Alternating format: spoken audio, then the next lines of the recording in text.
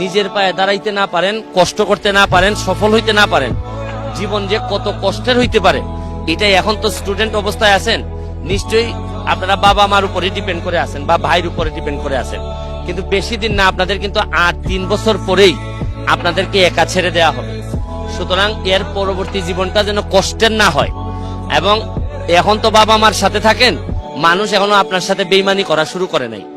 যেদিনই আপনি বাবা মার কাছ থেকে একটু সরে যাবেন, দেখবেন যে কি পরিমাণ এই বাংলাদেশে বিশেষ করে আপনি এত বেশি লোকজনের সাথে দেখা হবে আপনার, দেখবেন যে এরা কারণে অকারণে আপনার সাথ ছেড়ে যাবে, আপনার দুঃসময়ে আপনাকে ছেড়ে যাবে এবং আপনাকে একদম পথে বসাই দিবে।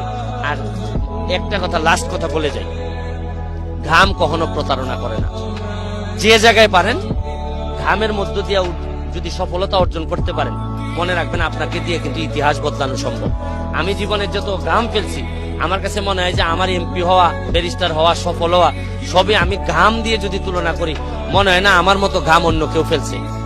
যত লন্ডন থেকে শুরু করে বার করতে গিয়ে এই বিভিন্ন অড জব করা থেকে শুরু করে যে পরিমাণ ঘাম ফেলছি, এইটারই মূল্য আমি এখন পাচ্ছি।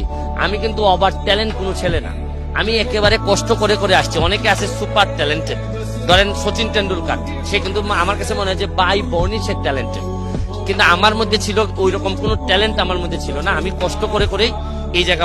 জীবনে যদি